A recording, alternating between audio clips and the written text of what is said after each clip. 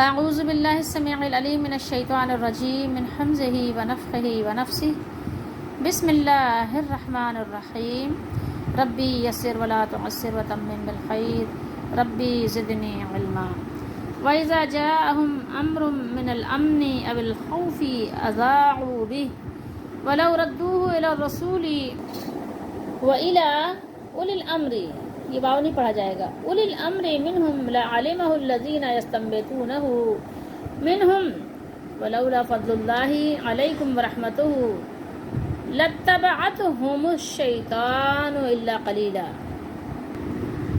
آیت نمبر 83 ہے، 83، اور سورہ نساء ہے، 5واں سپارہ ہے، ترجمہ ہے احمد رضا کا۔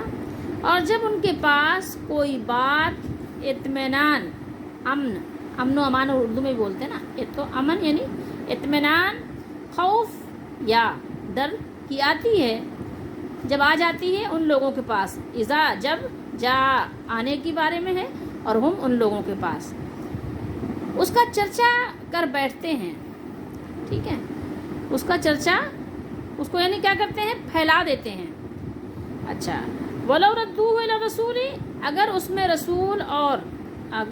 میں رسول اور یعنی اگر اس کو لوٹا دیتے، ردو ہو اس بات کی طرف اشارہ ہے، اور ردو لوٹانے کے بارے میں، ٹھیک ہے، کہ اس بات کو واپس کر دیتے، لوٹا دیتے، کدھر، إِلَى الرَّسُولِ، رسول اللہ صلی اللہ علیہ وسلم کی طرف، یا اپنے ذی اختیار لوگوں، اولی الامر ہے نا، جو امر والے ہیں، جن کے پاس یعنی اختیارات ہیں، یہ بھی اس کو بعد میں آپ سمجھ لیجئے گا اولی الامر کون ہے، تو یا اپنے ذی اختیار لوگوں کی طرف رجوع لاتے، یہ رجوع کا ترجمہ کیا ہے، وہی ردوہ، ٹھیک ہے، یہ رد کا ترجمہ جو پیچھے ہے اس کا ترجمہ یہاں ہے، لاتے، تو ضرور، لام کا ترجمہ ہے ضرور، لام کی وجہ سے یہاں ضرور کا ترجمہ ہے، ٹھیک ہے، تو ضرور ان سے اس کی حقیقت جان لیتے،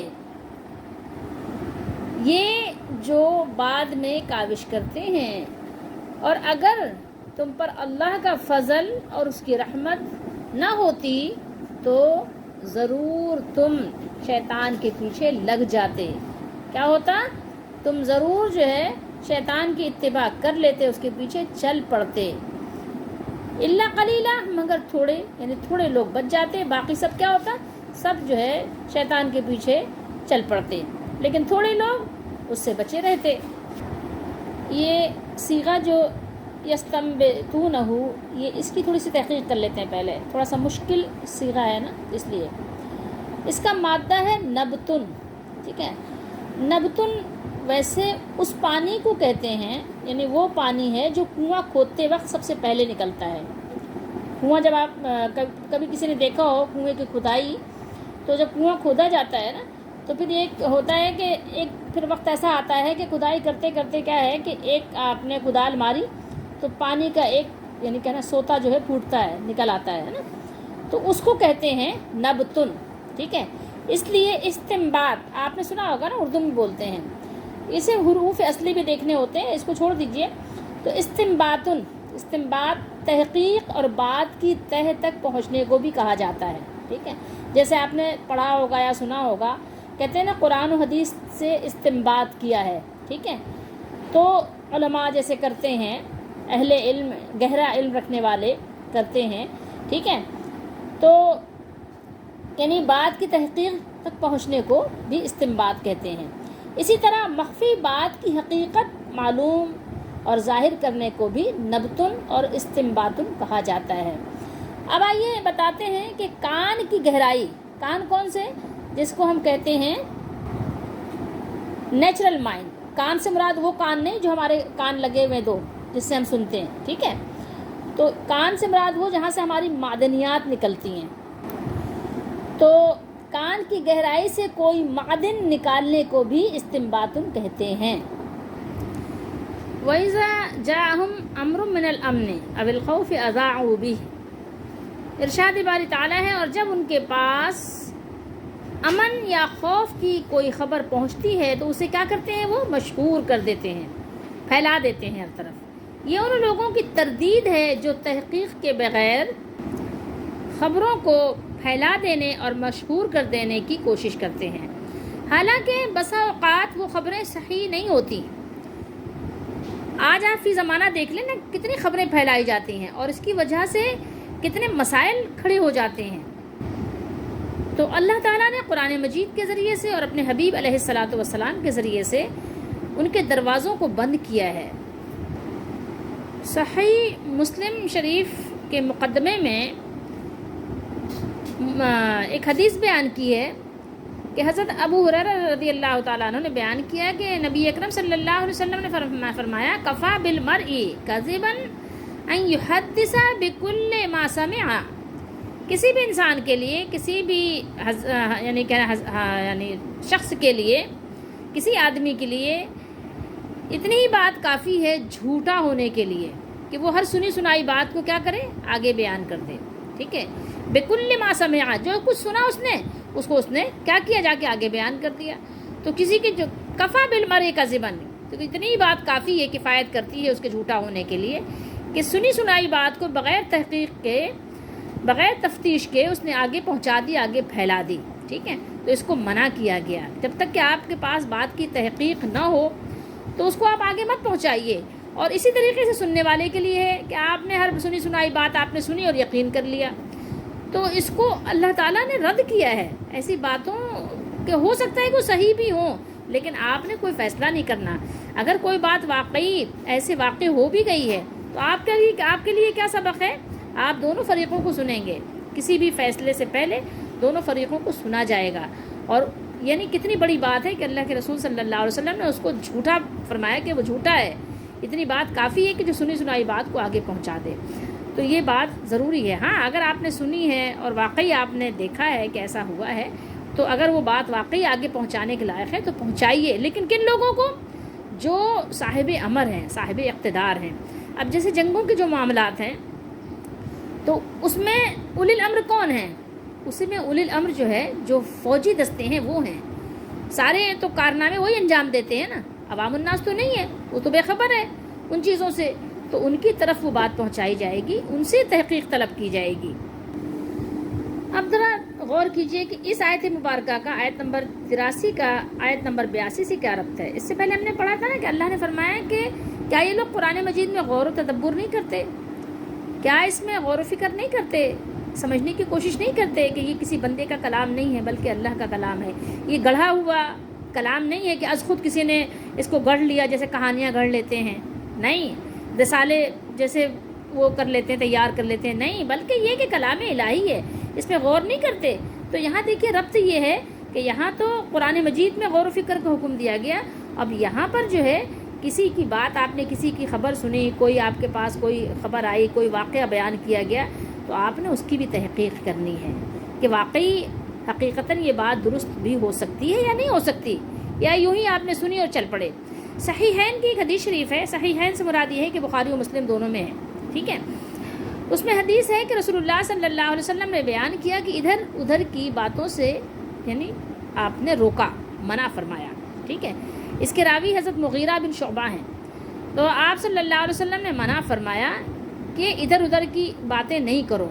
ٹھیک ہے، اور قیل و قال کرنے والے سے مراد وہ شخص ہے جو تحقیق و تصدیق اور غور و فکر کے بغیر لوگوں سے سنی ہوئی باتوں کو اکثر بیان کرتا رہتا ہے. اور صحیح حدیث میں یہ بھی ہے، من حدث بحدیث وهو یرا انہ کذب فہو احد الکاذبین. بلکہ جو شخص کوئی ایسی بات بیان کرتا ہے جسے وہ جھوٹی سمجھتا ہے تو وہ بھی جھوٹوں میں سے ایک جھوٹا ہے. اب آپ صحیح بخاری شریف کی ایک حدیث شریف سنیے کہ یہ بھی متفق علیہ حدیث ہے ویسے. ٹھیک ہے، صحیح بخاری میں تو ہے لیکن یہ متفق علیہ ہے، مسلم نے بھی اس کو نقل کیا ہے کہ حضرت عمر بن خطاب رضی اللہ تعالیٰ عنہ بیان کرتے ہیں، خود آپ راوی ہیں، آپ بیان کرتے ہیں کہ جب انہیں یہ خبر پہنچی کہ رسول اللہ صلی اللہ علیہ وآلہ وسلم نے اپنی ازواج مطہرات کو طلاق دے دی ہے، تو وہ اپنے گھر سے مسجد میں آ گئے، بہت بے چین اور بے قرار ہو گئے. آپ کی بھی ایک یعنی شہزادی کہیے کہ رسول اللہ صلی اللہ علیہ وسلم کے نکاح میں تھی، جن کا نام حفصہ ہے. تو آپ بہت بے چین و بے قرار ہو گئے کہ ظاہر ہے آپ اندازہ کر سکتے ہیں کہ اگر اللہ کے رسول صلی اللہ علیہ وسلم کسی سے ناراض ہو جائیں تو پھر ظاہر ہے اس کو کہاں پناہ ملے گی، کیونکہ اللہ کے رسول صلی اللہ علیہ وسلم کسی سے بلا وجہ تو ناراض نہیں ہوں گے، اور اگر اپنی ازواج سے ناراض ہو گئے تو ظاہر آپ کو پتہ ہے طلاق تو ایسے نہیں دی جاتی، ٹھیک ہے؟ تو بے چین ہو گئے، بے قرار ہو گئے، اپنے گھر سے آئے مسجد میں، ٹھیک ہے، اور دیکھا کہ مسجد میں بھی لوگ یہی بات کر رہے ہیں کہ رسول اللہ صلی اللہ علیہ وسلم نے اپنی ازواج کو طلاق دے دی ہے، ٹھیک ہے؟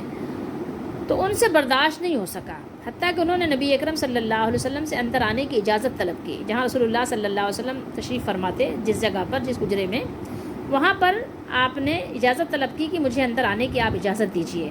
لازمی بات ہے کہ رسول اللہ صلی اللہ علیہ وسلم کے دربار میں بغیر اجازت تو داخل نہیں ہوا جا سکتا تھا، اور عرض کی کہ اے اللہ کے رسول صلی اللہ علیہ وسلم، کیا آپ نے اپنی ازواج کو طلاق دے دی ہے، اپنی بیویوں کو طلاق دے دی ہے؟ ازواج زوج کی جمع ہے اور بیوی اور بیویوں کو کہتے ہیں، ٹھیک ہے؟ تو آپ صلی اللہ علیہ وسلم نے فرمایا نہیں۔ آپ نے کیا فرمایا؟ رسول اللہ صلی اللہ علیہ وسلم نے نہیں۔ حضرت عمر رضی اللہ تعالیٰ عنہ بیان کرتے ہیں کہ یہ فرمان سن کر میں نے کہا اللہ اکبر۔ اب آپ سوچیے تھوڑی دیر کے لیے، یعنی اللہ کی ذات سب سے بڑی ہے کہ جس نے یعنی اس مشکل وقت میں حضرت عمر رضی اللہ تعالیٰ عنہ کو ڈھارس بندھائی کہ اللہ کی ذات سب سے بڑی ہے۔ اتنی بے قراری کا عالم تھا، یہ پوری حدیث پڑھیں، بہت بڑی اور طویل حدیث ہے یہ، کہ جو حضرت عمر رضی اللہ تعالیٰ عنہ نے خود بیان کی ہے، دوسرے راوی بھی ہیں لیکن میں آپ کی بیان کی بات کر رہی ہوں۔ تو آپ نے کہا اللہ اکبر، پھر انہوں نے باقی ساری جو حدیث بیان کی، اور صحیح مسلم میں الفاظ کچھ مطلب آگے پیچھے اور زیادہ بھی ہیں۔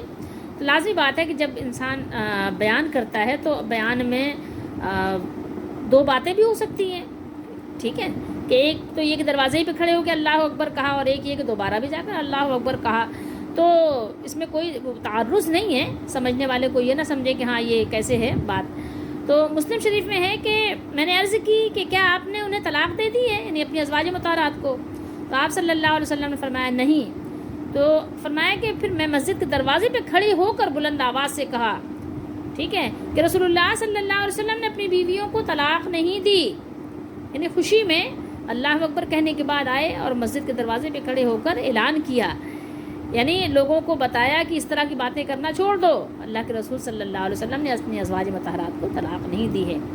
تو اسی موقع پر یہ آیت کریمہ نازل ہوئی، وَإِذَا جَاءَهُمْ أَمْرٌ مِّنَ الْأَمْنِ أَوِ الْخَوْفِ، یہ شان نزول ہے اس کا، ٹھیک ہے، أَذَاعُوا بِهِ۔ تو حضرت عمر رضی اللہ تعالیٰ عنہ فرماتے ہیں کہ میں نے اس امر کی یعنی اس بات کی یعنی تحقیق کر لی تھی، جس کی طرف اس بات کی نسبت تھی، تحقیق کس سے کی؟ اسی سے تحقیق کی۔ نسبت کس کی طرف تھی طلاق کی؟ رسول اللہ صلی اللہ علیہ وسلم کی طرف تھی کہ آپ نے طلاق دی ہے۔ تو آپ کو پتہ ہے طلاق کا سنت طریقہ کیا ہے کہ پہلے ایک طلاق دی جاتی ہے، ٹھیک ہے، حالت طہر میں ایک طلاق دی، اب ایک طلاق یہ کیا ہو گیا، پڑ گئی، واقع ہو گئی، ٹھیک ہے، لیکن ابھی موقع اور مہلت باقی ہے رجوع کا، ٹھیک ہے، اسی طریقے سے 1 مہینے پھر انتظار کیا جاتا ہے، پھر دوسری طلاق دی جاتی ہے، لیکن دوسری طلاق کے بعد ہی موقع اور ابھی مہلت باقی ہوتی ہے رجوع کی، یعنی اختیار پورا حاصل ہوتا ہے۔ اسی طریقے سے اگر آپ ابھی دوسری طلاق کے بعد بھی 1 مہینے پورا انتظار کریں، دیکھیں کہ اگر آپ واپس لوٹانے کی گنجائش ہے، میاں بیوی آپس میں صحیح طریقے سے ایک دوسرے کے حقوق ادا کرتے ہوئے رہ سکتے ہیں تو ٹھیک ہے، ورنہ پھر تیسرے مہینے تیسری طلاق دے دی جائے گی۔ تو ایک طلاق کے بعد یعنی رجوع کا پورا حق حاصل ہوتا ہے، لیکن اس ایک طلاق کا کیا ہوتا ہے، حق ختم ہو جاتا ہے، پھر 2 ہی باقی رہ جاتی ہے، 2 دے دی تو پھر 2 کا حق ختم ہو جاتا ہے، پھر پوری زندگی میں ایک ہی کا حق رہ جاتا ہے، سمجھ گئے؟ پھر جب وہ آخری تیسری ایک جس کا حق باقی ہے اگر وہ بھی دے دی تو ختم ہو گیا، زندگی بھر کے لیے تعلق ختم ہو گیا۔ تب آپ بتائیے کہ یہاں پر جو ہے رسول اللہ صلی اللہ علیہ وسلم نے جا کر حضرت عمر رضی اللہ تعالیٰ عنہ نے تحقیق کر لی کہ کیا یہ واقعی یہ بات، یہ خبر صحیح اور درست ہے یا ایسے ہی افواہ ہے جو لوگوں نے اڑا دی ہے، کیونکہ رسول اللہ صلی اللہ علیہ وسلم نے ایلا کیا تھا، اور ایلا کا جو معاملہ تھا وہ لوگوں نے دیکھتے ہوئے کیا کیا، اس کو لوگوں نے افواہ کے طور پر پھیلا دیا، اور جو ہے یہ بات اڑا دی شیطان نے کہ آپ صلی اللہ علیہ وسلم نے اپنی ازواج کو طلاق دے دی ہے۔ اب ذرا دیکھیے یہ الفاظ کتنے یعنی جامع ہیں جو اللہ تعالیٰ نے مالک الملک نے بیان فرمائے، لَتَّبَعَتْهُمُ الشَّيْطَانُ إِلَّا قَلِيلًا، ٹھیک ہے، یہ لام زبرلا ہے، یہ اس کا الف ہے، یہ نہیں پڑھا جائے گا، لام کو ڈائریکٹ آپ تا سے ملا دیں گے۔ تو آپ دیکھیے کہ یہاں اللہ تعالیٰ نے بیان کیا کہ چند اشخاص کے سوا سب شیطان کے پیرو ہو جاتے۔ کب ہو جاتے؟ کہ اگر ان پر اللہ تعالیٰ کی رحمت نہ ہوتی، اللہ کا فضل نہ ہوتا تو یہ سب شیطان کے پیچھے چل پڑتے. لیکن اللہ کا فضل اور اس کی رحمت کس پر ہوتی ہے؟ تو اس کے بارے میں حضرت علی بن ابو طلحہ نے اور حضرت ابن عباس رضی اللہ تعالی عنہما نے روایت کیا ہے کہ مومنوں کے سوا باقی سب شیطان کے پیرو ہو جاتے ہیں، لیکن مومنوں کی تو حفاظت، ان پر اللہ کی رحمت، ان پر فضل ہر وقت ہوتا ہے. وہ تو بچا لیے جاتے ہیں، وہ تو اللہ تعالیٰ کے فضل اس کی رحمت پہ ہوتے ہیں، وہ بچ جاتے ہیں. باقی سب شیطانوں کے ساتھی بن جاتے ہیں چند کے سوا. یہ چند جو ہے آپ دیکھیں جہاں بھی مومنوں کی بات آتی ہے وہاں بڑے قلیل تھوڑے سے لوگوں کی بات ہوتی ہے. ٹھیک ہے، مومن تھوڑے سے ہوتے ہیں. مومن کا دل بہت نرم ہوتا ہے، مومن چڑیوں کی طرح دل رکھتا ہے، مومن کسی کو تکلیف نہیں دیتا، مومن ہر ایک کے لیے خیر خواہ ہوتا ہے، اور مومن کے سوا جنت میں کوئی بھی نہیں جائے گا.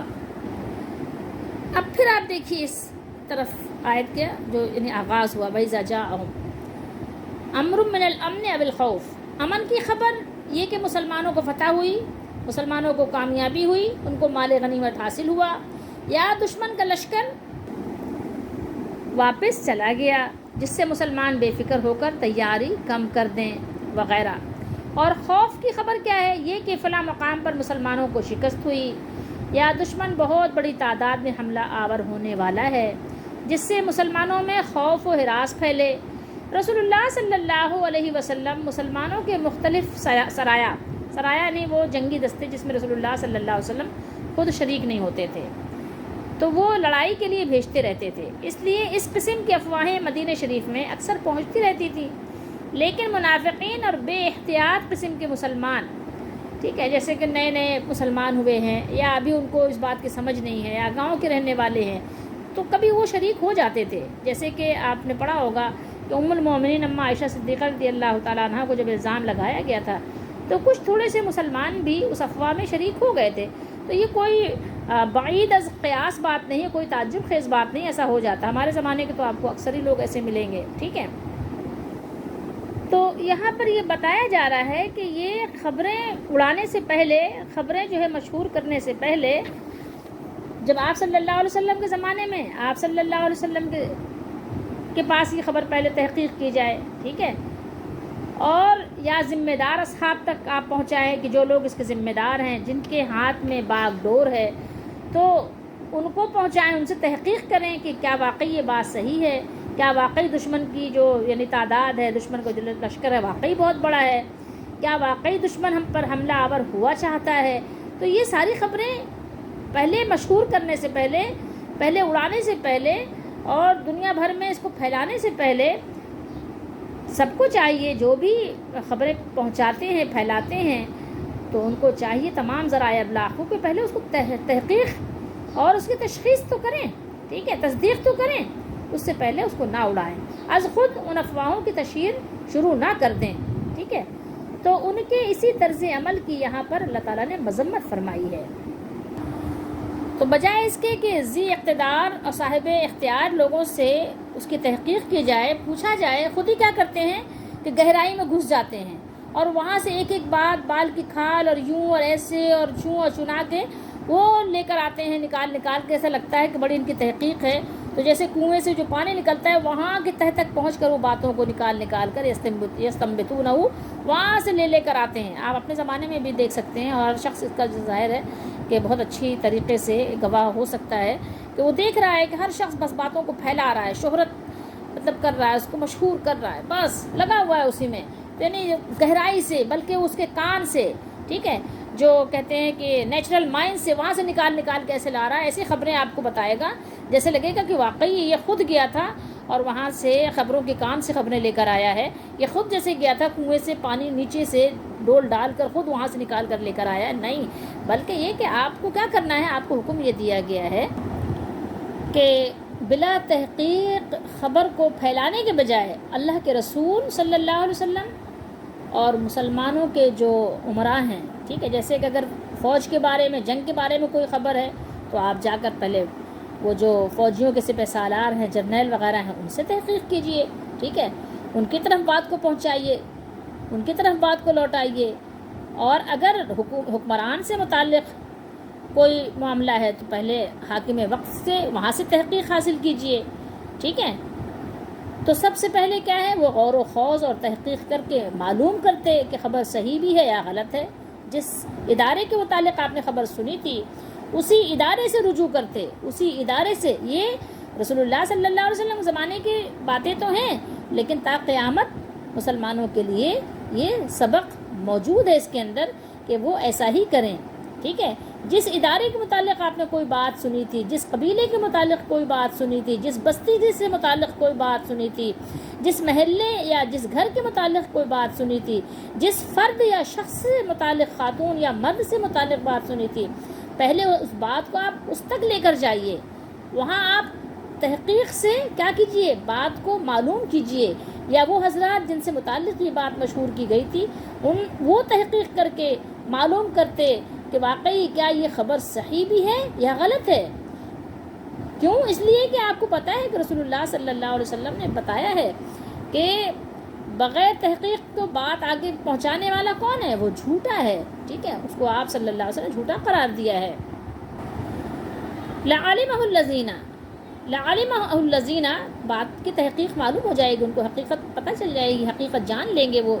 ٹھیک ہے، تو بات یہ ہو رہی ہے کہ جس ادارے سے متعلق بات تھی تو پھر ان کو جب آپ نے یہ بات پہنچائی تو وہ ذمہ دار حضرات فیصلہ کریں گے، فیصلہ کرتے یعنی پچھلی باتوں کا، اور اگر آگے ہمارے سامنے یہ بات ہمارے زمانے میں ہوگی تو وہ حضرات پھر فیصلہ کریں یا کرتے کہ اس خبر کی اشاعت کرنی چاہیے یا نہیں.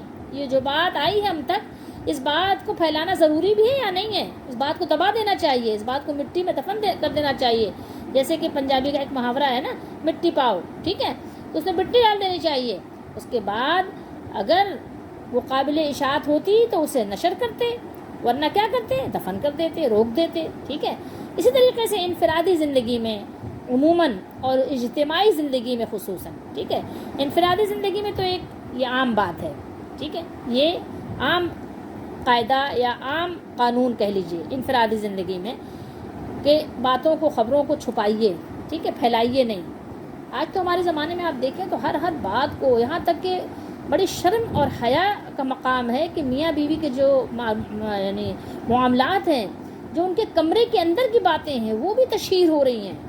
اور آپ دیکھیں گے تو ملینز لوگ ہیں جو اسے باقاعدہ دیکھ رہے ہیں. بلکہ ایسی چیزوں کو دیکھنا بھی نہیں چاہیے، ان کو کنڈیم کریں تاکہ لوگوں کو اس بات کی پھر یعنی کہنا چاہیے کہ اشتہا نہ رہ جائے کہ وہ اپنی بات کو یعنی کمروں سے باہر لے کر آئیں. لیکن ان کو پتہ ہے نا کہ لوگ دیکھ رہے ہیں، بہت پسند کر رہے ہیں، جبھی تو وہ اتنا زیادہ ان باتوں کی تشہیر کر رہے ہیں. ٹھیک ہے، تو یہ انفرادی زندگی میں تو عام قاعدہ ہے، عام قانون ہے کہ اپنی باتوں کو آپ چھپائیے، اس طرح کی چیزوں کو چھپائیے، بند کر کے رکھیے. لیکن اجتماعی زندگی میں اس کی یعنی خصوصی طور پر ہدایت موجود ہے. ٹھیک ہے، اس پر عمل نہایت ضروری ہے، ورنہ اس بے احتیاطی کے بے حد نقصانات ہو سکتے ہیں.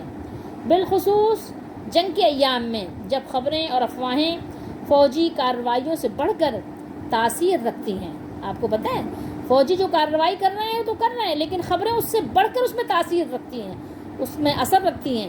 خبروں کے محاذ کو بھی جنگ کا زبردست محاذ سمجھ کر اس کے مطابق معاملہ کرنا چاہیے.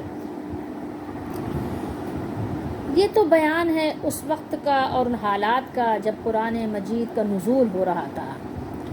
آپ کو پتہ ہے کہ مسلمان جب ہجرت کر کے مدینہ منورہ میں تشریف لائے تھے تو کفار کے ساتھ جنگوں کا ایک سلسلہ شروع ہو گیا. ایک جنگ کے بعد دوسری جنگ، مستقل یعنی یہ معاملہ چل رہا تھا، اور مسلسل یعنی سمجھ لیجئے کہ مسلمان ایسے حالات میں زندگی بسر کر رہے تھے جنہیں آپ کہہ سکتے ہیں کہ یعنی ایک حالت خوف کا بھی وقت تھا، حالت جنگ بھی کہا جا سکتا ہے.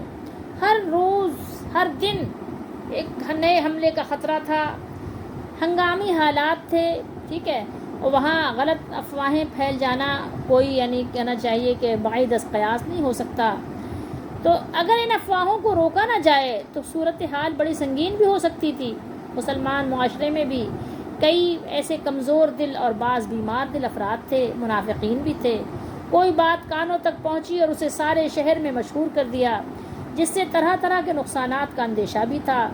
اس لیے اس سے روک دیا گیا اور ہدایت کر دی گئی کہ اگر ایسی کوئی بات ہو تو بارگاہ رسالت میں عرض کرو، یا تم میں جو صاحب عقل و دانش ہیں، جو صاحب کہنا چاہیے کہ ذی اختیار یا ذی اقتدار ہیں تو ان کی طرف بات کو تحقیق کرنے کے لیے لے کر جاؤ، ٹھیک ہے، تاکہ پھر وہ جانچ پڑتال کریں، تحقیق و تفتیش کریں اور اس کے متعلق پھر مناسب اقدام بھی کریں۔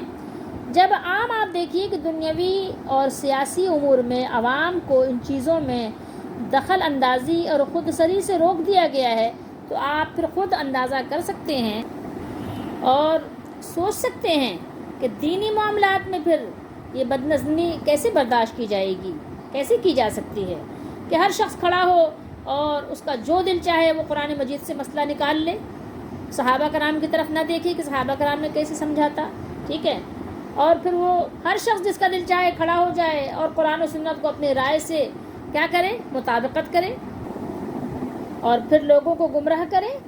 تو ایسے لوگوں سے آپ کو بچنے کا حکم دیا گیا، احتیاط رکھیے، ٹھیک ہے۔ اور پھر آپ کا کیا کام ہے، آپ دیکھیے کہ یہ دین کی بات اگر ہے تو پہلے تحقیق کیجئے کہ قرآن میں ہے جو ہم کو یہ مولانا صاحب نے بتائی ہے یا جو مولوی نما شخص نے بتائی ہے یا اسے عام آدمی ایسے اسکالر بن کر اس نے بتا دی ہمیں، تو پہلے تحقیق کیجئے کہ یہ بات جو اس نے بتائی ہے کیا یہ قرآن میں ہے۔ اچھا، قرآن میں اگر نہیں ہے تو کیا یہ کہ رسول اللہ صلی اللہ علیہ وسلم کی سنت سے ثابت ہے، یا یہ کہ رسول اللہ صلی اللہ علیہ وسلم نے ایسی کوئی حدیث بیان فرمائی ہے، یا صحابہ کرام کا ایسا کوئی عمل ہے۔ اگر آپ کو یہاں نہیں ملتا، ان تینوں مقامات پر یہ بات آپ کو نہیں ملتی، تو پھر یہ کہ آپ کہتے ہیں اپنے زمانے کے بڑے بڑے علماء ہیں، تو آپ پہلے یہ بتائیے کہ آپ کے پاس کون سی ایسی فیکٹری ہے جہاں سے بڑے بڑے علماء بن کر آ رہے ہیں جن کو بڑا کا سرٹیفکیٹ دیا گیا ہے۔ ہم نے صحابہ کرام میں تو کسی کو نہیں پڑھا کہ کسی نے کہا ہو کہ حضرت ابو بکر صدیق رضی اللہ تعالیٰ عنہ کو کہ علامہ تھے، وہ علامتن نہیں کہتا کوئی بھی، کسی صحابی کو بھی آپ نہیں کہتے کہ صحابہ تو واقعی وہ تھے علامہ، لیکن ان کے ساتھ تو ڈگریاں نہیں لگتی۔ تو آپ کو غور کرنے کی ضرورت ہے کہ یہ جو آپ نے ڈگریاں لگائی ہیں، آپ پہلے یہ بتائیے کہ کیا آپ کو کیسے پتہ چلا کہ واقعی یہ علامہ ہے۔ ہو سکتا ہے اسی تحقیقات ہی غلط ہوں، قرآن و حدیث کے خلاف ہوں، اور آپ نے اس کو اتنی بڑی ڈگری دے دی، آپ نے اس کو بہت بڑا مولانا قرار دے دیا۔ کیسے قرار دے دیا؟ یہاں پر آپ کو سمجھنے کی ضرورت ہے، غور و فکر کرنے کی ضرورت ہے۔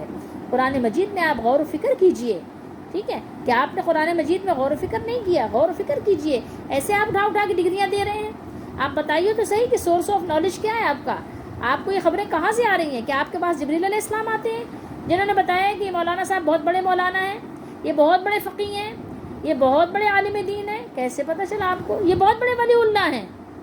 اللہ اکبر، اتنی بڑی بات آپ نے کہہ دی کہ یہ بہت بڑے ولی اللہ ہیں، ٹھیک ہے، یہ جو کہہ دیں تو اللہ تعالیٰ ان کی بات کو رد نہیں کرے گا۔ آپ بتائیے تو صحیح، آپ کو کیسے پتہ چلا کہ یہ بہت بڑے ہیں؟ بات کی تحقیق کی ضرورت ہے۔ آپ کو پتہ ہے کہ کسی کے پاس جبریل علیہ السلام نہیں آ رہے ہیں، اور ظاہر ہے کہ یہ بات تو کوئی غلطی سے بھی نہیں کہہ سکتا، اور کہے گا تو پکڑا جائے گا۔